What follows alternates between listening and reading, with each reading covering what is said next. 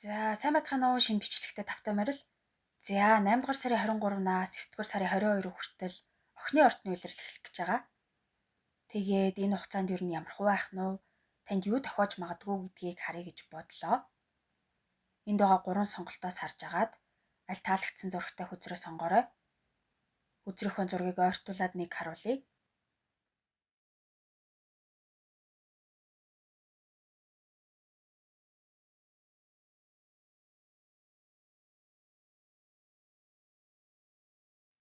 За нэгдүгээр бүлгийг сонгосон хүмүүст охины ордны улиралд юу тохиож магадгүй вэ гэдгийг харъя.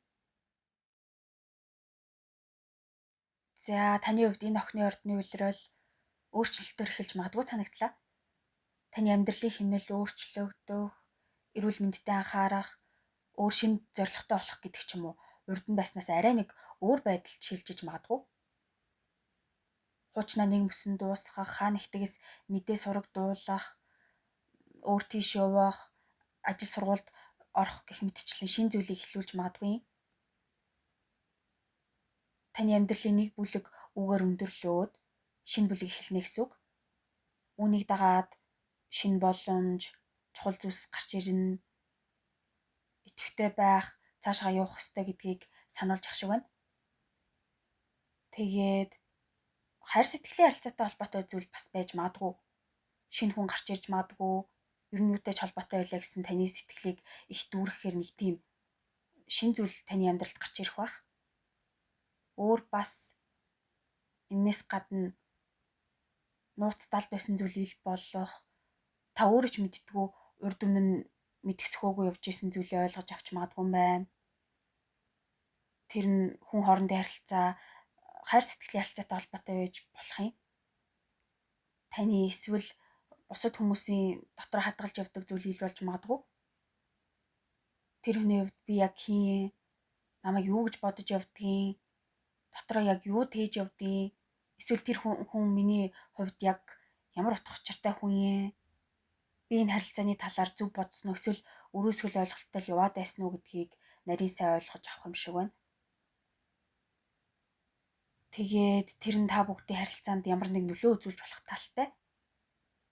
Энэ харилцаа улам цаашаагаа гүнзгийрэх үү эсвэл тэнд хүрээд тасрах уу гэдгийг шийдчихэж бас магадгүй. Аль эсвэл тиймэрхүү зүйлтэй холбоогүй гэвэл та зорилгоо тодорхойлохдоо их олон зүйл бодож магадгүй. Би яг ингэх нь зөв үү? Надад хэрэгтэй үгүй юу гэдэг ч юм уу. Тийм зүйл бас байж ч болно. Яг нэг одоо ойлголоо гэхээр зүйл болох байх. За тэгээд улирлын сүүл үед мөнгө санхүүгийн тал дээр доктортой өсөлттэй байж бас магадгүй харагдлаа. Бас зарим нь амьдралынхаа шинэ хэмнэлд тасаад мөнгө болоод ирнэ. Ер нь нэг их санаа зовоод авах зүйл байхгүй гэмээр 50 амгалан сэтгэл санаа тогтун байна. За энэ хугацаанд ихэр, жинлүүр, үхэр, мэлхий, Батрын ордны хүмүүс таны амьдралд голлож магадгүй. Эсвэл сар эдгээр ордонд байх өдрүүд таны хувьд чухал байж магадгүй. Тэгээд 8 дугаар сарын 26, 30, 9 дугаар сарын 1, 11, 21 эдгээр өдрүүд чухал өдрүүд болж магадгүй юм байна.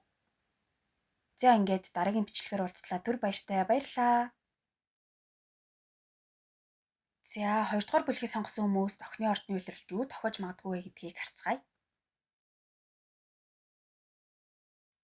За энэ охины ордны улиралд их шаргуу үр бүтээлтэй байна хаа. Ацтай ч байна ах. Ахуй амьдрал, ажил төрөл, сургууль соёл ер нь юу ч байлаа гэсэн бүх зүйлд маш хариуцлагатай хандна. Тэрнээс гадна хийж байгаа гол чухал зүйлдээ их анхаарч магадгүй юм шиг байна. Бас яг өөртөө таарч тохирсон, өөрт хэрэгтэй гэсэн зүйлээ олж авахын тулд явж магадгүй. Дээрэс нь ямар нэг асуудал гарвал шийдэхийг хичээнэ. Болохгүй юм байвал хүмүүст туслана. Энийг ингэчүүл тэрийг тэгчүүлгээд заагаад зөвлөд өгнө. Ер нь үүрэг хариуцлагыг өөр дээр авсан улирал болж магадгүй. Хүмүүстэй голцоо ойр, хүмүүс таны хэрэг их байж магадгүй. Эргэн тойрныхан дундаа голлох хүн нь байна ах. Ялангуяа таны дуу хоолой, хэлэх үг маш чухал болж ирнэ. Хүмүүст айгүй их зааж хэлж ярьж магадгүй. Өөр хин нэг хүн ингээд явах учраа олохгүй бодлоод байлаа гэж бодоход тэр байдлаас нь гарах учрыг нь олж өгөх хүн та байна бах. Хүмүүсийн хувьд яг нэг багш, ахлах, зөвлөх шиг нь л байна бах. Та хүмүүст туслахаас гадна хүмүүс ч таныг их тусалж дэмжинэ.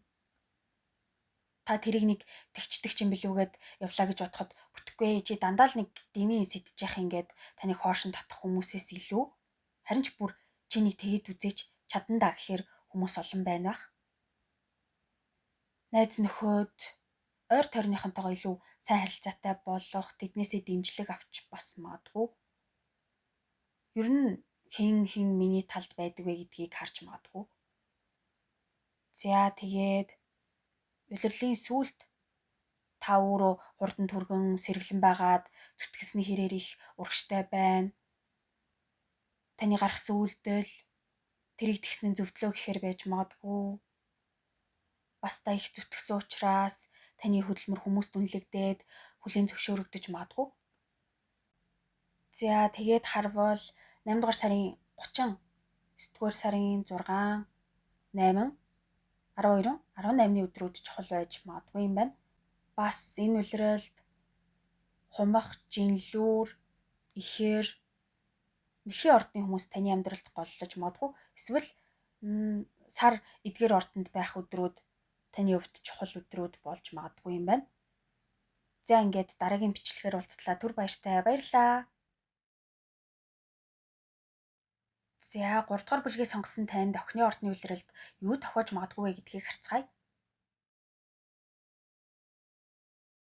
За энэ охины ордны улирал баг зэрэг донслохотой эхэлж магадгүй юм байна.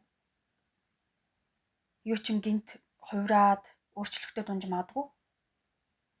Тэр нь хүмүүс бичиг цастай холбоотой асуудал байх магадлалтай. Гэхдээ тэрнээс өөр юу ч байж иж болно. Ерөөсөө л тэр зүйлийг бүтэхгүй дэмий юм байна гэж ойлгоод буйлж салж холдож магадгүй. За яаж ч байсан зүгээр хүлээн зөвшөөрөе дөө гэд хүлцэнгүй загнахгүй. Гэхдээ тэглээгээд муу ань гэсэн үг бол огт биш. Харин ч бүр сайн болно. Тэгээд гинти огцом үйл явдал болж магадгүй. Гів гинтгийн юу болоод өнгөрөө гэхээр зүйл болж болно. Та өөрөө би ерөөсөө тэгнэ гэд огцомхон гинт үйлдэл хийгээд ээж болох юм. Дээрээс нь таныг нэг хэвийн байдлаас гаргаад хурдлуулах зүйл гарч ирж ичж болох талтай. Өөр гэвэл жоохон дүрлцээд түргэн зан гарах гэдэг ээж магадгүй.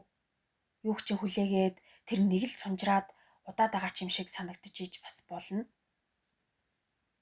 За зарим нь хүмүүсийн хэл ам ярьж хэлж байгаа зүйлээс болоод жахан дарамт мэдрээд стресстэй дээж магадгүй юм байна. Нэг л жах урагшгүй санагдаад яадаг ч юм блээгээд уучраа олохгүй ядчихад хүмүүс хуруу нэмэхгүй ээжиж хушуу нэмээд зогсоо зоогүй баах эрэхтэй ирэхгүй олон долоо юм яриад тэр нь танд ядаргаатай санагдаад тэсгэл алдаад тесрэх гээд ээж магадгүй. Гэтэ хүмүүс юу ч гэж хэлж исэн тайван хүлээцтэй байгаарэ. Бас хов живэнд хит их автахгүй байх хэрэгтэй. За тэгээд тэрнээс хойш охины ордны улирал дуусах төхөөд ирэхээр хамаагүй аятайхан намжмал байдалтай болоод ирэх байх. Юмны учир олдоод эмх цэгцтэй болоод ирнэ. Шин дадал туршилтай болох, өөртөө анхаарах, амьдралдаа шин зүйл хэрэгжүүлж магадгүй. Тэрэндээ ч их сэтгэл хангалуун байхаар харагдаж байна. За тэгээд 8 дугаар сарын 24, 9 дугаар сарын 7, 9 дугаар сарын 9, 10, 12, 18-ны өдрүүд чухал байж магадгүй. Тэгээд дээрээс нь сар, нум, арслан, жинлүүр, хумхын ордонд байх өдрүүд чухал байж болох юм. Аль эсвэл эдгээр ордны хүмүүсийн нөлөө их байж магадгүй.